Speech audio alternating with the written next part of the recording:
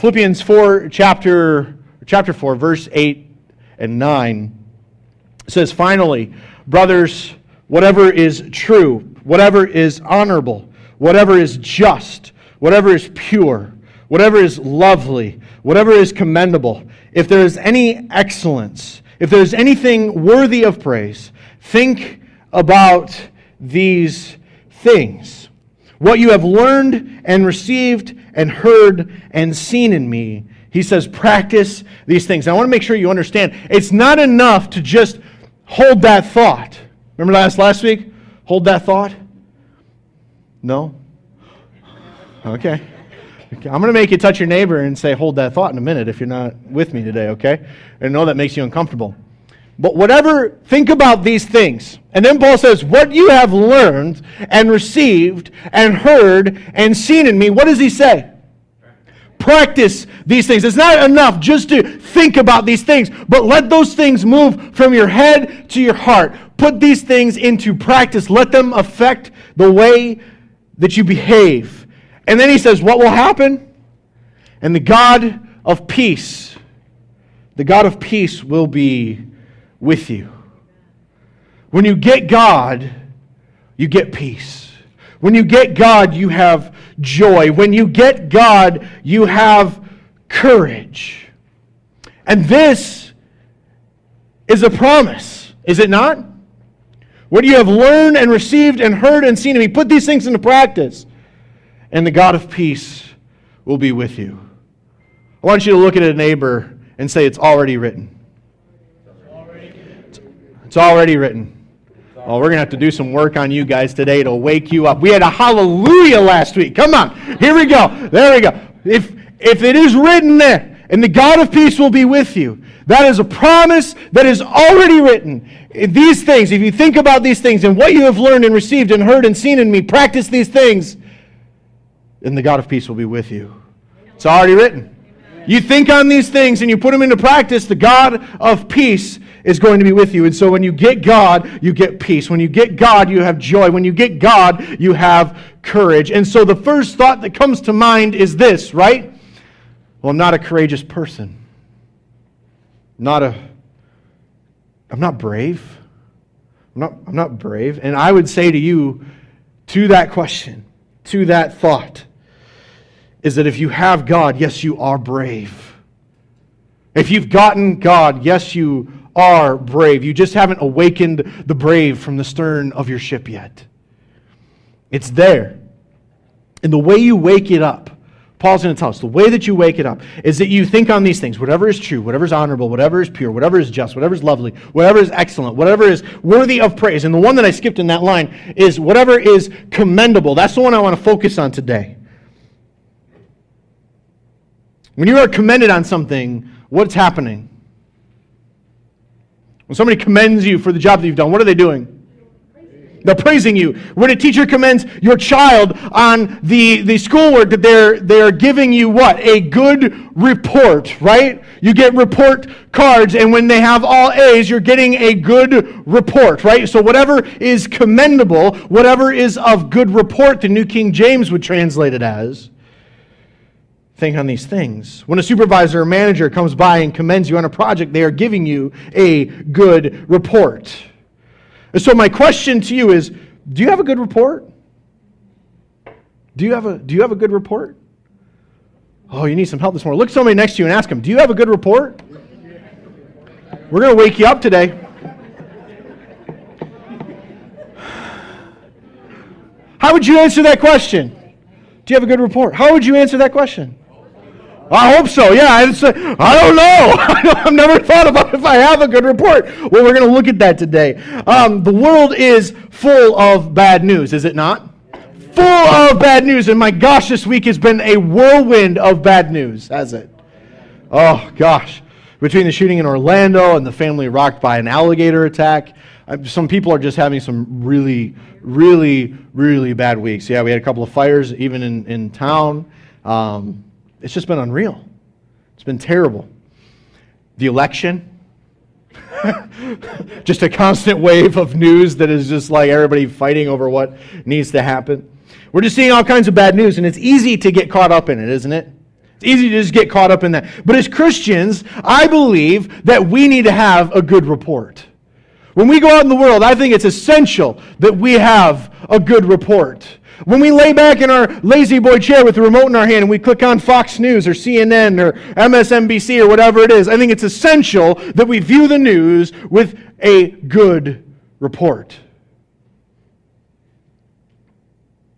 Especially in a world of bad news. Psalm 112, verse 6 says, "For the righteous will never be moved. He will be remembered forever." And what that's communicating is that we want to be a stable people.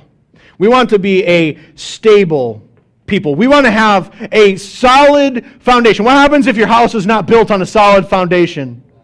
It moves, yeah, and it changes and it gets wavy underneath, and there's problems that begin happening. You get leaks, walls start falling off. You aren't protected from the elements. We want to be a people with a stable foundation. We want to be planted in something deeper than just our emotions, because our emotions are what kind of a foundation? They're a shaky foundation. If you live according to happiness or sadness, that's a problem. The next verse, Psalm 112:7, says, "The righteous is not afraid of bad news." He's not afraid of bad news. How's that going for you? That's hard to imagine, isn't it? That you could actually get to the place with God in your faith that you would have no fear of bad news? That you would have no, like the Bible is saying that the righteous man has no fear of bad news. Can you imagine being there?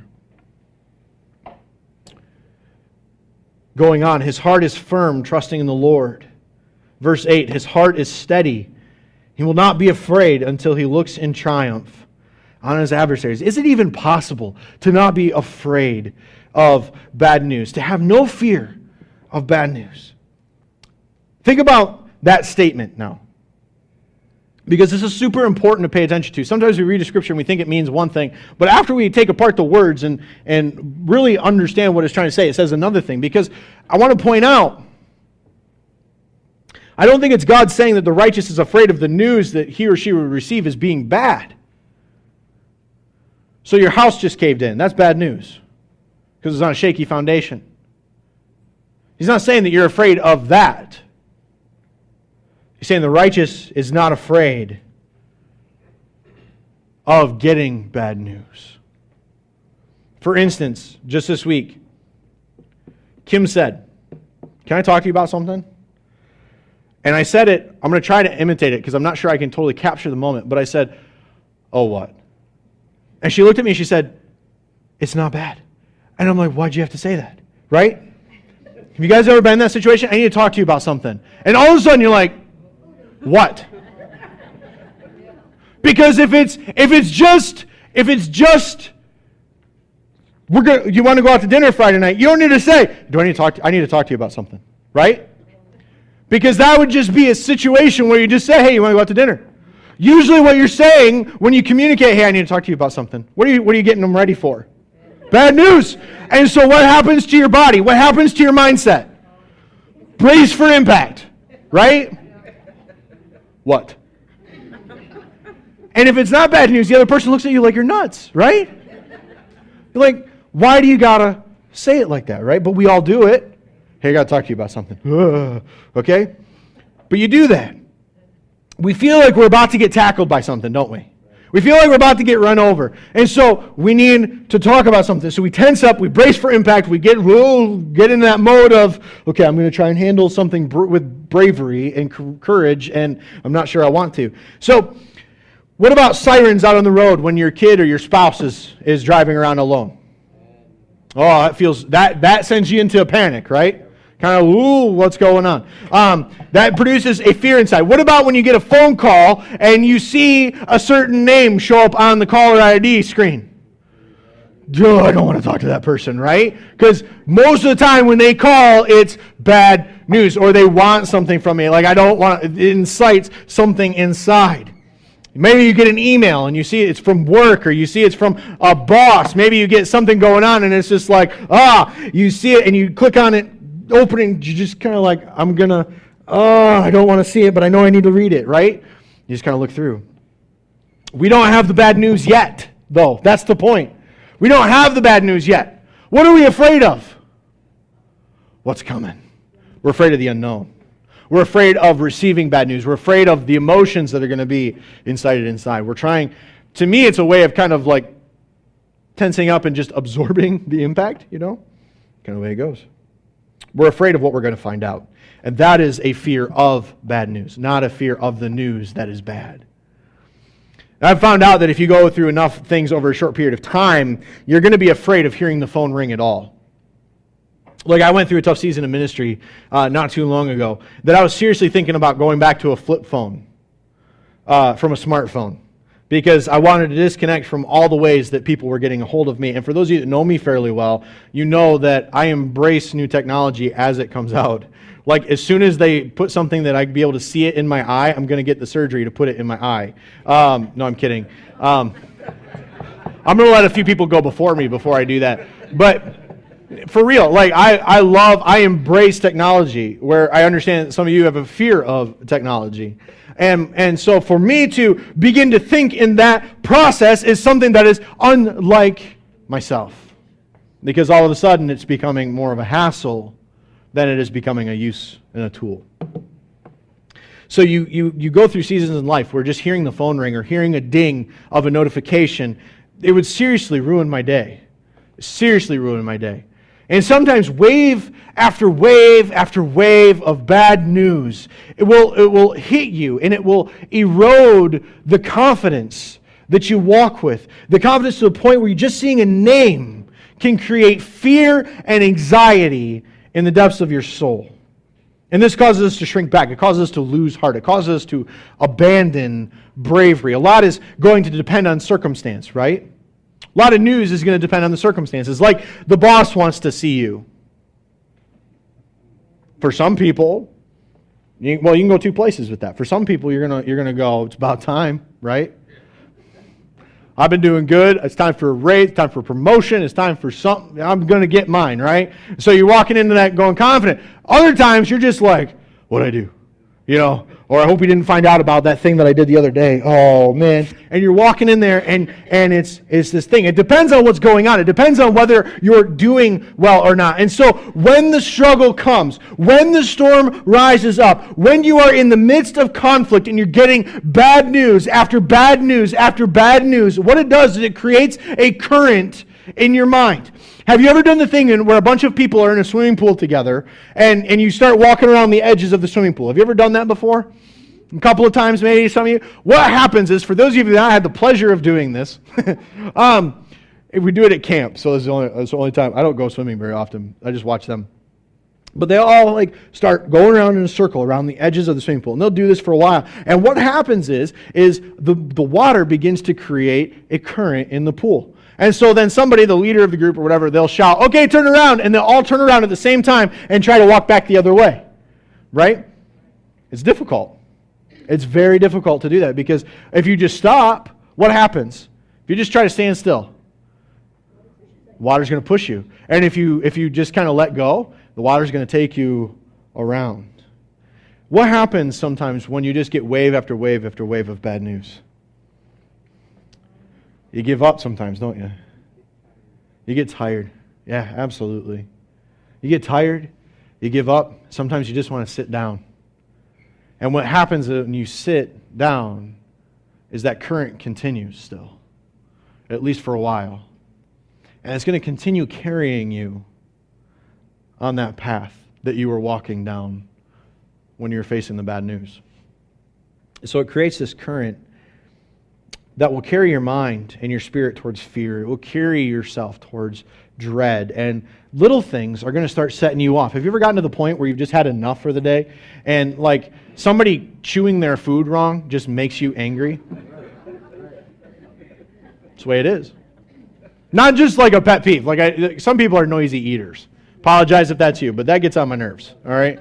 But when normal things that happen start setting you off, that's a clue that you're on a path for some burnout and for some counseling. So today I want to talk to you about what we need to do with bad news. Paul said to think about things that are commendable or of good report. And the psalmist said that God's people should have no fear of bad news. So if you take notes, if you write things down, I want you to write this down. The report you believe is much more important than the news you receive. I'm going to say that again. The report you believe is so much more important than the news you receive. The goodness of God is all around us, is it not? Absolutely, it's all around us. To give you an image, you might compare it to the Old Testament Promised Land. You know why it was called the Promised Land in the Old Testament? Because God promised it to him. Yeah, okay. We're not with me yet today. All right. So, God had promised a land to Abraham, Isaac, and Jacob throughout the beginning of the Old Testament, and it was realized with Joshua. Remember the walls of Jericho, maybe in the Old Testament, where they walked around the walls, they blew trumpets, and the walls came tumbling down? Right? Okay. So, promise began with Abraham. Generations took place. Moses rescued people out of Egypt, and they were in the desert for 40 years.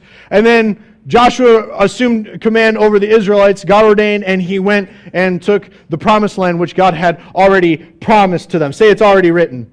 It's already written. Okay, there we go. So I want you to remember that as we go through this scripture today. Because this was the land that God had promised to them. And so through God, Moses had led God's people to freedom from Pharaoh in Egypt. All right, so you remember the 10 plagues of Egypt, right? If you've ever seen 10 Commandments and all that wonderful stuff, Prince of Egypt, all these movies that they've made about that. God has rescued his people from Israel and taken them into the desert in order to travel to the land that God had promised them. And so Moses never actually takes them into the promised land, because before they went in, God had instructed Moses to send some reporters into the land, some investigative reporters. And God gives them instructions. He wants them to explore the land. So if you have Bibles, I want to ask you to turn to Numbers chapter 13. We're going to read quite a bit today out of this chapter, and so it might be useful for you to be there, and you might want to highlight some things as we go through that, or make some notes on your device if you do things on a phone or a tablet. So I'll give you a minute to get there, and I'm going to take some water.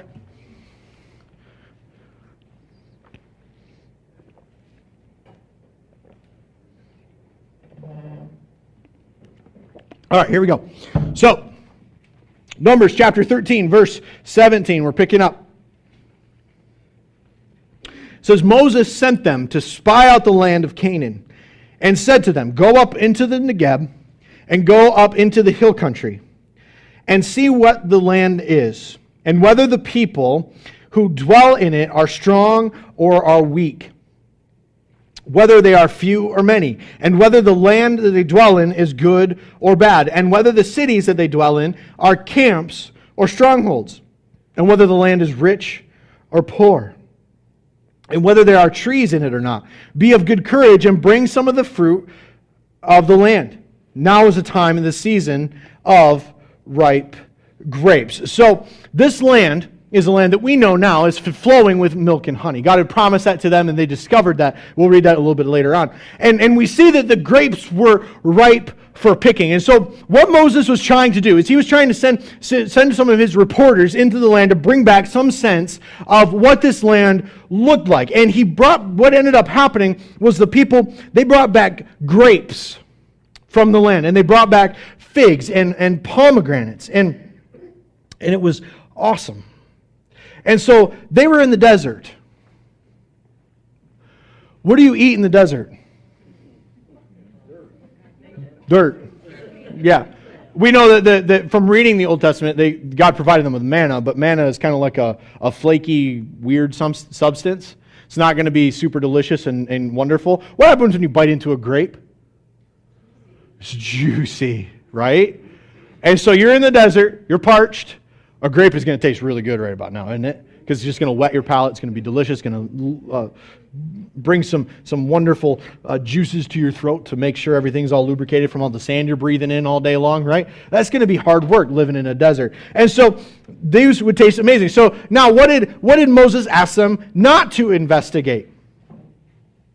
Right? He never asked them to determine whether or not they were strong enough to do what God has called them to do, right? He never asked them to go in and he says, size up the situation, but he never tells them to size up themselves. Right? He says, go in there and see what the situation is. Let's look at the land. Is it good or is it bad? What are the cities like? Are they fortified? We're going to look and see if there's things to eat. If it's not, if it's barren, then we need to make sure that we adjust our plan. We need to check things out. He never said, see if we're big enough to conquer it. He said, check out this situation. Because God knows that if you start sizing up yourself, you're always going to retreat in fear. God knows that if you start sizing yourself up, you're always going to retreat in fear. Now, we should always size up the situation, right? Always size up the situation. We don't want to disconnect from reality and do things simply in the name of faith without any research backing that up, right? So it doesn't make sense for you to open a bakery up where you don't have any business sense, but because you like to make muffins, right? Because I'm going to be brave. No, you're going to be broke, right? That's the idea. So you need to do research. You need to look at location. You need to look at economy. You need to look at business model. You need to have all these things before you decide to open up a bakery. Moses said, size up the situation, but he never said, size up yourselves. And so God says we are to magnify him with our worship. To magnify doesn't mean we make him bigger, right? How can we make God any bigger than what he already is? A magnifying glass, what does it do? If you think about it, it doesn't make anything bigger.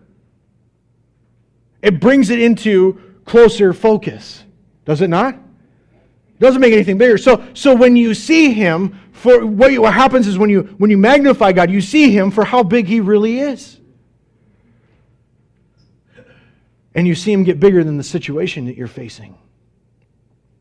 So you got to size up your situation, but be very slow in sizing up yourself, because you tend to size up yourself according to your weaknesses and not according to God's strengths. So the report you believe, here's another thing to write down. The report you believe determines the future of your experience. The report you believe determines the future of your experience, not the news you receive. The report you believe will determine the future of your experience, not the news that you receive. If you look at Numbers 13, verse 21, continuing here, it says, so they went up and spied out the land from the wilderness of Zin to Rehob, near, these names, Lebo Hamath. They went up to the Negeb and came to Hebron, Ahiman, and Sheshai. And yeah, you guys are laughing at me over here. I can hear you. You're like, good for you, Reed, not me. Talmai and the descendants of Anak were there. Verse 23, and they came to the valley of Eshcol, and they cut down from there a branch with a single cluster of grapes, and they carried it on a pole between the two of them. They also brought some pomegranates and figs. That place was called the valley of Eshcol because of the cluster of that the people of Israel cut down from there.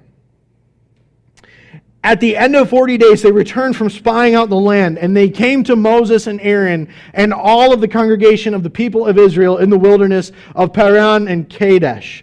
And they brought back word to them and to all the congregation and showed them the fruit of the land. Sounds like a good trip, right? I know all the names. Skip all the names. Think about what actually happened. Sounds like a good trip. They went into the land. They spied out the land. They saw all these things, and they brought back grapes, pomegranates, and figs.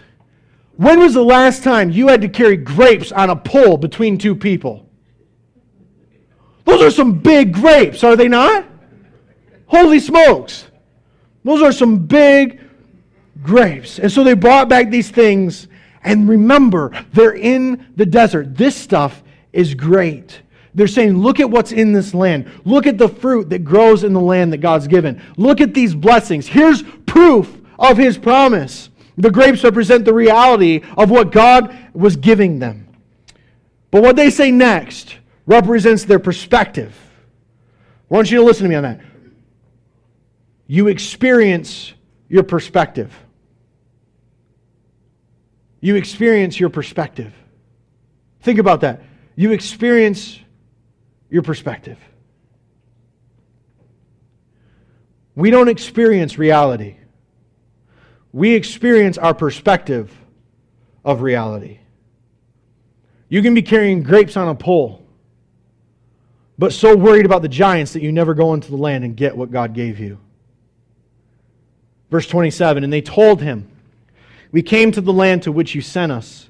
It flows with milk and honey, and this is its fruit. However, the people who dwell in the land are strong, and the cities are fortified and very large. And besides, we saw the descendants of Anak there. And the yes, they dwell there in the land of the Negeb. And the Hittites and the Jebusites and the Amorites dwell in the hill country. And the Canaanites dwell by the sea and along the Jordan.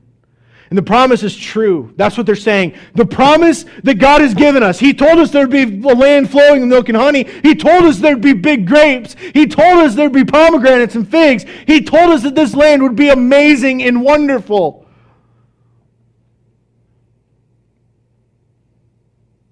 But the people, they're strong. They're powerful. They're giant. The promises are absolutely true. But the cities are huge and they're fortified. There are weapons. And so what they're saying is, yes, God, but. Yes, God, but. We heard what you said. You said you've given us this land already, but. Isn't that how perspective works? God says, I've given this to you. And we say, yes, Lord, but. Yes, Lord, but did you see the look on his face? Yes, Lord, but that's going to cost a lot of money and a lot of time.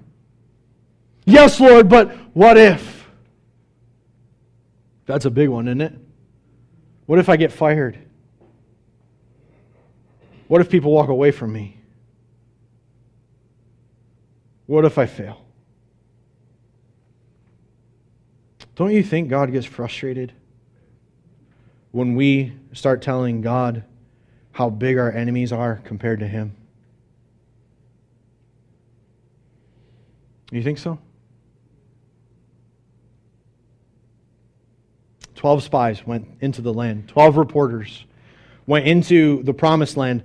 10 came back defeated, while 2, Joshua and Caleb, wanted to go in and take the land. Do you think that that carries any weight in our own mind, that idea, that ratio, that 10-2 ratio? Because to me, I think there carries some truth. I think maybe we could infer something from this text, that there's about a 10-2 ratio of negative thoughts to positive thoughts in our own mind. Is there not? Would you tend to agree with that? Some of you guys are just happy people. Like, okay, you guys get to escape this thing. But for a lot of people, my experience has been that a lot of times there's this 10-2 ratio of thoughts that just bombard your mind. 10 thoughts come in that are negative, 2 thoughts come in that are good. 10 thoughts can tell us we can't, while 2 thoughts are telling us that we can. 10 thoughts come back telling us about giants. 2 spies come back telling us about grapes. 10 spies come back talking about problems. 2 spies come back talking about promises. And now, what about the spies in your mind? What about the reporters in your mind? Think about them inside of you. The thoughts that go out and are researching what God could do through you. Think about that. What is God calling you to do? The dreams that God has put in you and all the promises that God has given to all of us. But your thoughts are the spies that determine whether or not you're going to take a step forward. You experience your perspective of reality. Numbers 13:30 says, but Caleb quieted the people before Moses and said, listen, do you think he just stepped in the middle of the crowd? All this back talk is going on and this negative talk, and they're but the giants, and there's walls and there's weapons, and they got bows and arrows and they got shotguns and they got, you know what I mean? The people are just like in this world, they're in this current of bad news, bad reports, bad news, bad reports. And Caleb's like, shut up! There's grapes! Right? Taste a grape. Look at something. You guys need to wake up. Look at somebody next to you and say, taste a grape. Taste a grape. Taste a grape. Look at what God can do. Look at the promises that are out there. Taste a grape. God has promised us this. Taste a grape.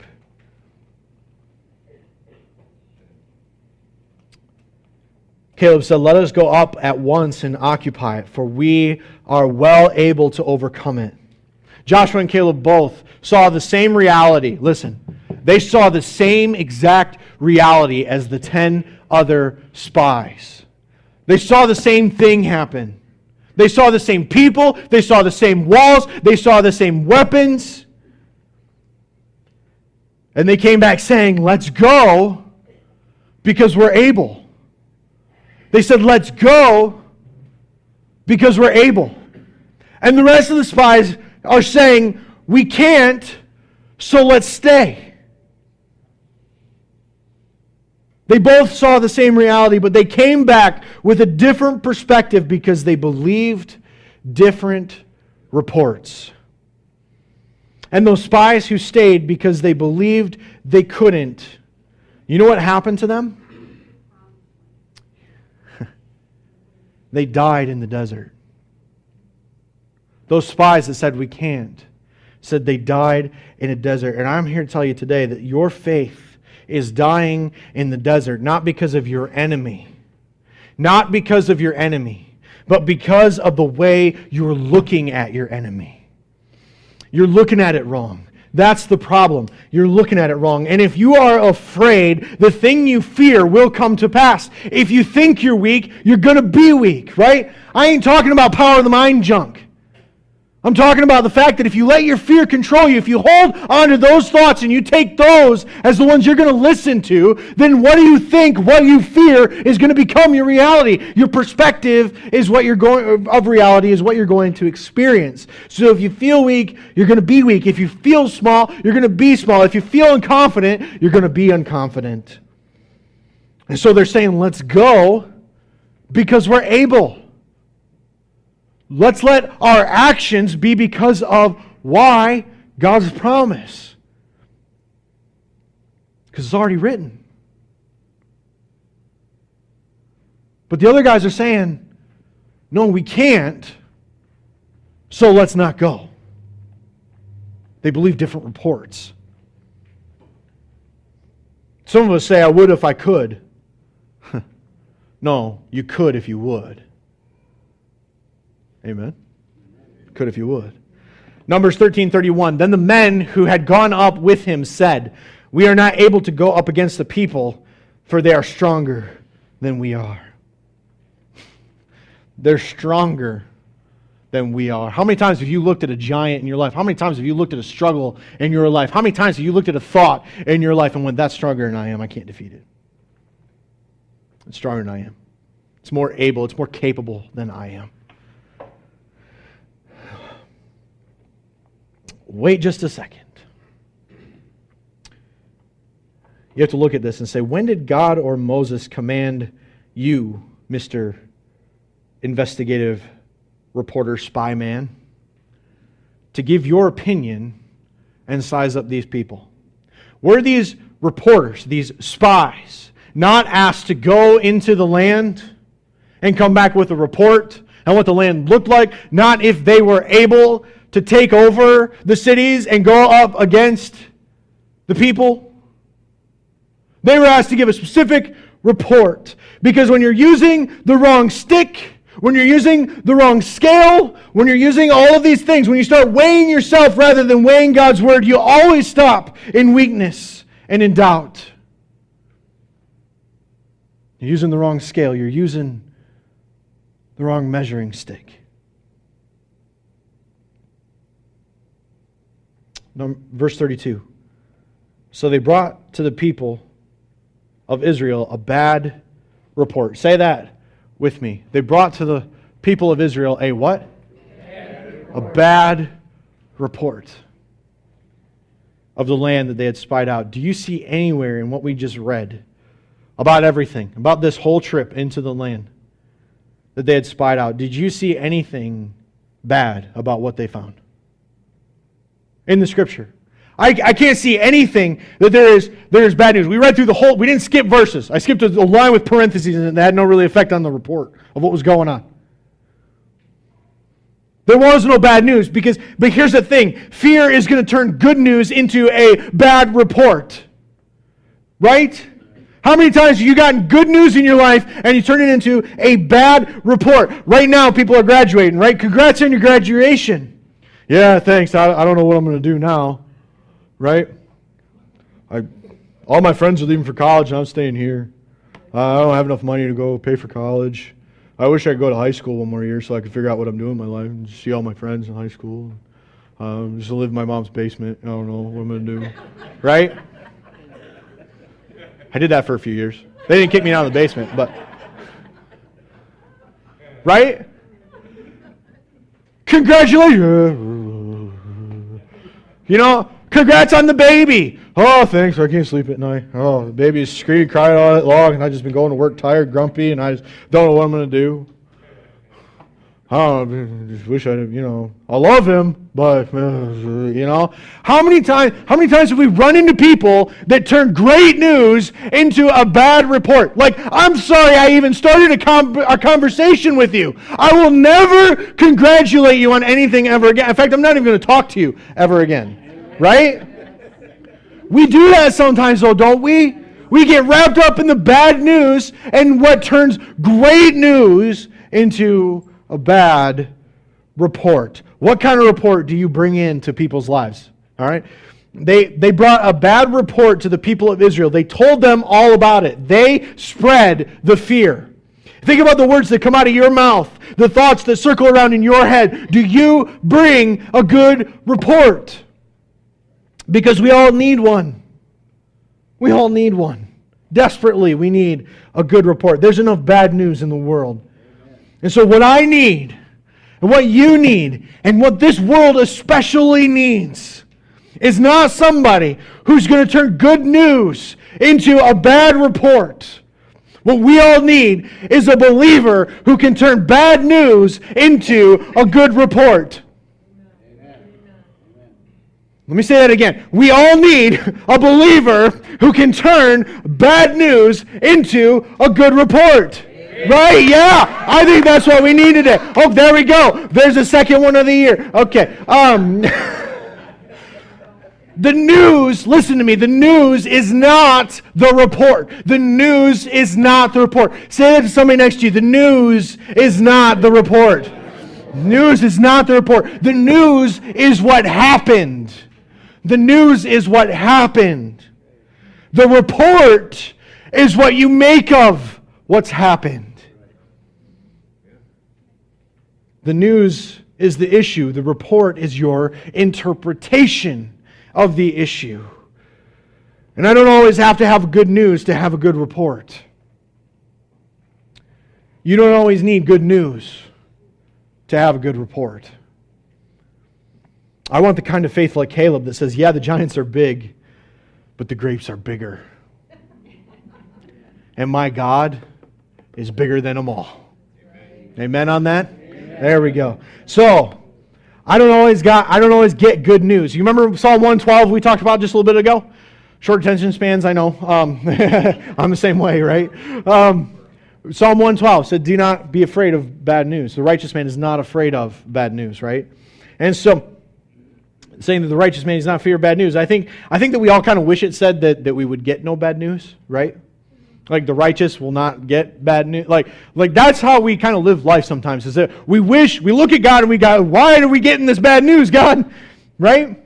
But He doesn't actually, He kind of guarantees that we'll have bad news, does He not? So He's not going to fear bad news, so you're going to get bad news, so you need to learn not to fear it. So, what it says is, the righteous might give bad news, but their faith will enable them to give a good report despite the bad news. We can't change the circumstances. But I want you to remember that the news you receive is not nearly as important as the report that you believe. The news you receive is not nearly as important as the report you believe. You know why? Because the story's already written. The story is already written. God had promised His people in the land, He'd promised them this land flowing with milk and honey over 170 times in Scripture. 170 times He promised that He would give them this land. He said, the land that I have given to you, past tense. He's already given it to them. We're not even there yet. Right? So, what we need to learn from this is that God can go into your future and bring back a good report about the current struggles that looks nothing like the news that you're currently receiving. Your faith can make a good report out of bad news. If we flip over to Exodus 3:7, chapter 3, verse 7 and 8. 8's going to be on the screen. I'm going to read 7 just for context. It said, Then the Lord said, I have surely seen the affliction of my people who are in Egypt and have heard their cry because of their taskmasters. I know their suffering, and I have come down to deliver them out of the hand of the Egyptians and bring them up out of a land to a good and broad land, a land flowing with milk and honey, to the place of the Canaanites, the Hittites, the Amorites, the Perizzites, the Hivites, and the Jebusites. All the people that they were afraid of that we just read about in Numbers.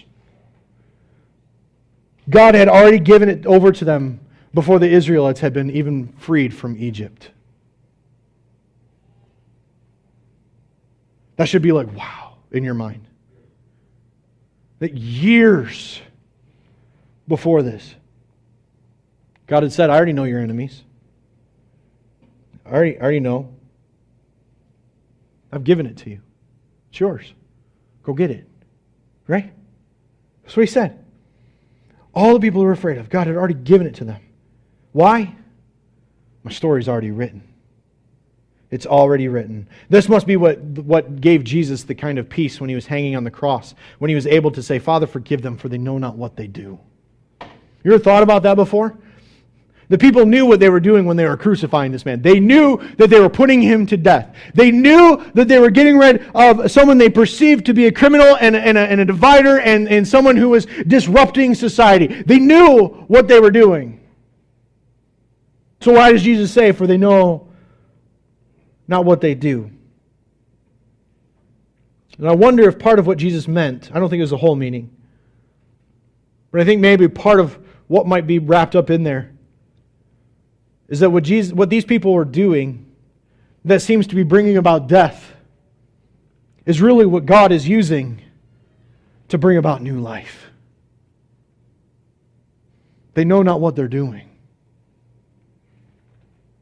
The news is really bad, but I got a good report.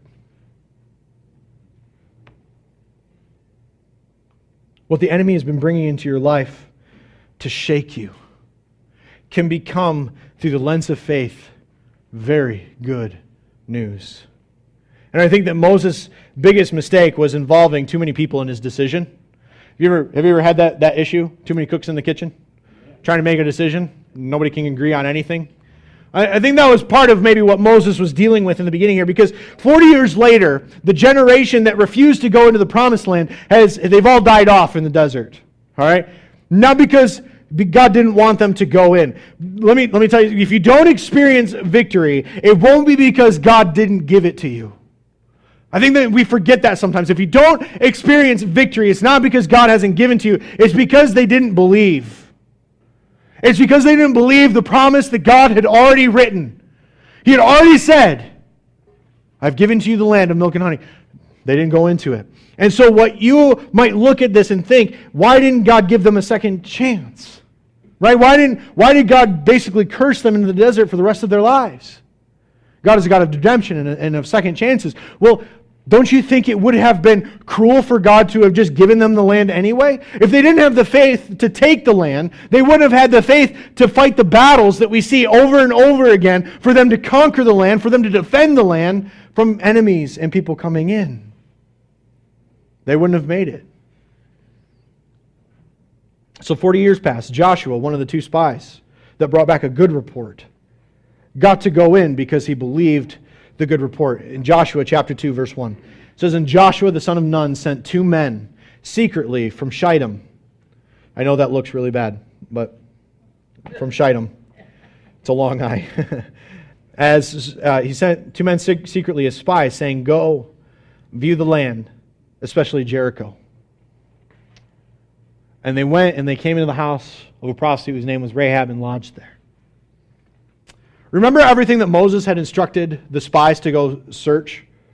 Go check out the cities, go check out the walls, go check out the weapons, go check out the land, see if it's got fruit, see if it's good land or bad land, see if it's this. He gave them this laundry list of things to do that they spent lots of time researching for him. And Joshua's like, we're not going to do it this way this time. Because it didn't work last time. So let's look at the first place we've got to take. He says, let's look at the first thing that we got to do. Because if we preoccupy ourselves with more than that, we're just going to start sizing ourselves up again. And we're just going to start looking at this wrong scale, this wrong measuring stick, and we're going to fall down on ourselves in fear. And so instead of walking by sight, we're going to walk by faith. Instead of walking by sight, we're going to walk by faith. Instead of looking at everything in the land, we're just going to simply trust the promise that God's given us and prepare for the task at hand. Go back to the beginning of that verse. If you see how many spies he sent? How many spies he sent? How many spies? 2 spies. He sent 2 spies. You only need 2 spies. You know how I know that? You only need 2 spies. If you go to Psalm 23:4, even though I walk through the valley of the shadow of death. That's bad news, isn't it? The valley of the shadow of death. That's bad news. I will fear no evil, for you are with me. Because I've got a good report in the valley. Right? I got a good report in the valley. Your rod and your staff, they comfort me. But if you look at verse 6, it's Psalm 23, verse 6. Let me show you the only 2 spies you need to walk by faith. Let me show you the only 2 things that need to go with you by faith. Surely goodness and mercy shall follow me all the days of my life, and I shall dwell in the house of the Lord forever. You only need 2. You're letting too many thoughts dominate your mind. You're letting too many opinions in and influencing your decisions. You're second guessing yourself. God never called you to second guess yourself. Here's what He said. He said, surely goodness and mercy, they are going to follow me. You only need 2 spies. You only need an awareness of 2 things. Whether the cancer stays or whether the cancer goes. Surely goodness and mercy will follow me. And since it's following me, I'm going to go forward in faith. I'm going to keep going. I'm going to walk into the promised land. I'm going to take hold of the things that God has told me. I'm going to grab hold of the gospel that surely if I confess my sins, that God is righteous and just and will forgive us of all sins. That surely Christ died on the cross for me. That surely goodness and mercy will follow me. And I'm going to go forward in faith because I've got a good report. I've got a great God. I've got goodness and mercy, and I am brave in my heart because the promises that God has already given me, they're already written.